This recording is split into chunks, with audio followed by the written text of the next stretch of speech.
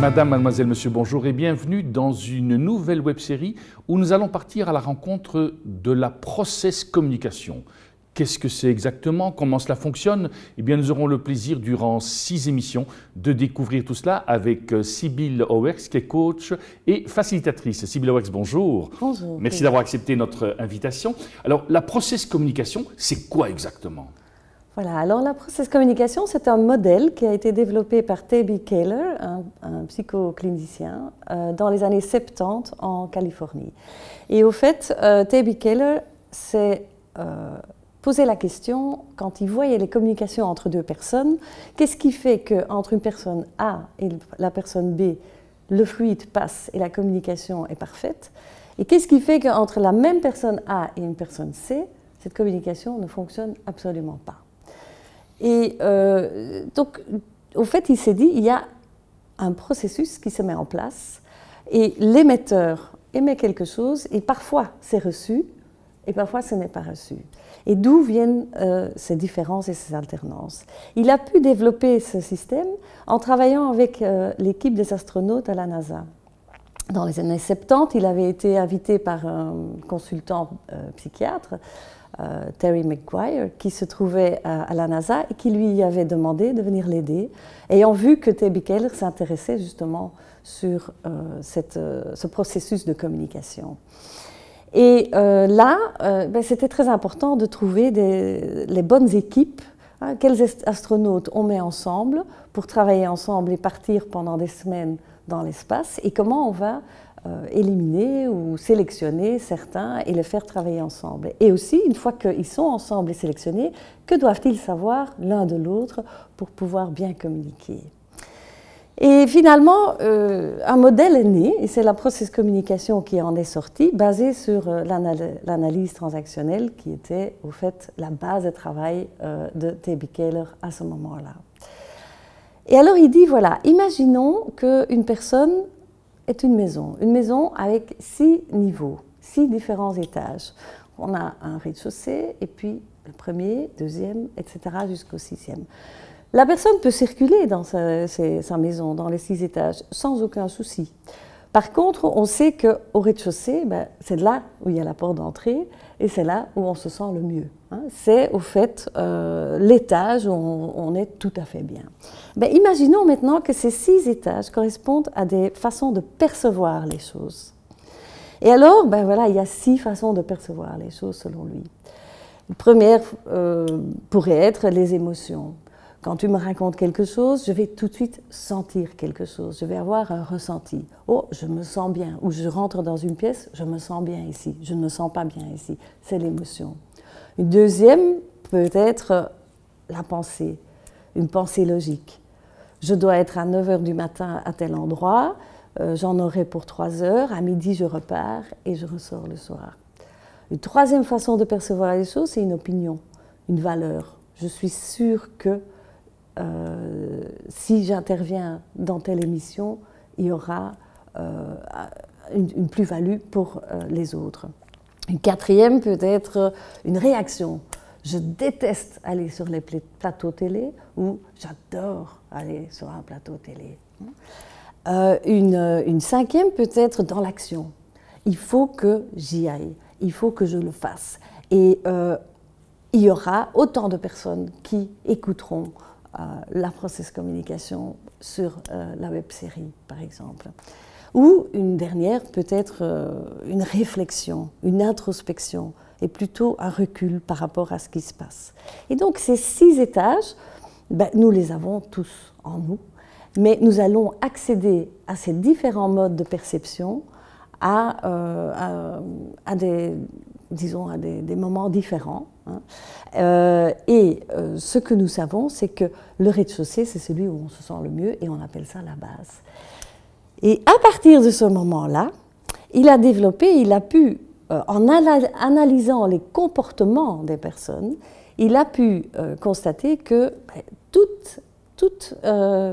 étage, au fait, a des forces. Et tout étage peut être utilisé par chacun.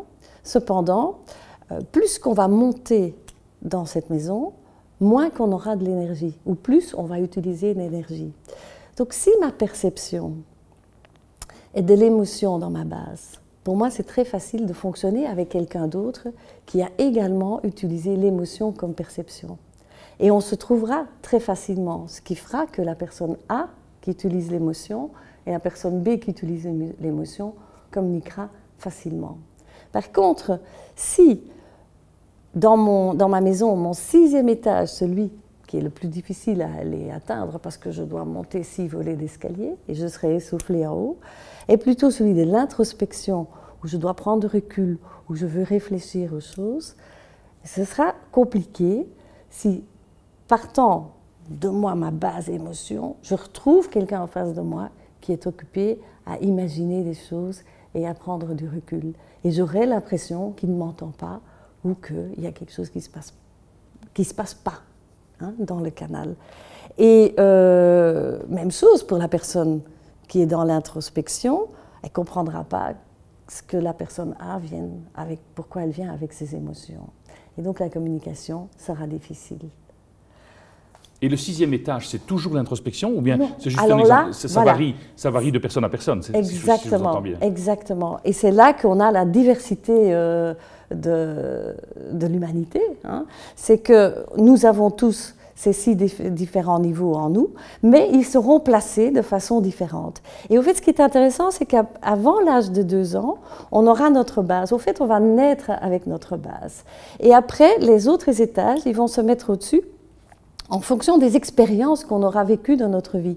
Et ça peut être très différent d'une personne à l'autre. Et au fait, on a 720 différentes structures possibles et imaginables hein, quand on commence à calculer. Un mathématicien sait comment calculer ce genre de choses. Donc 720 différentes structures de maison qu'on peut rencontrer. Donc ce n'est pas si évident que ça que ta maison soit la même que la mienne, hein, parce qu'il y en a quand même 720 de différences.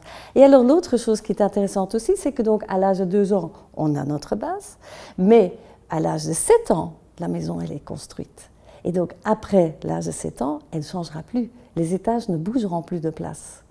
Et donc toute notre vie, on sera constitué à partir de cette maison qui s'est mise en place à l'âge de 7 ans.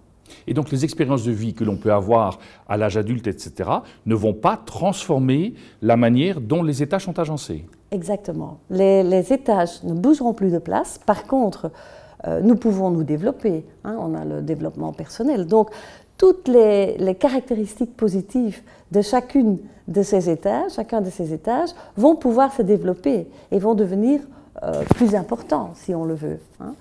Parce qu'on va devoir peut-être travailler beaucoup avec une personne qui est en introspection, pour reprendre l'exemple, et qu'on va devoir s'adapter. Et donc on va développer chez soi un peu plus cet étage-là, parce qu'on en a besoin.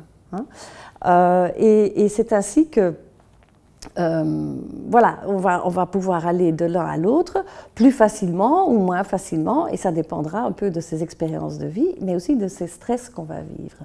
Et dans justement ce travail d'introspection qu'on a sur soi, le travail du développement personnel, etc., est-ce que l'on peut un jour espérer arriver au 6e étage sans être essoufflé ?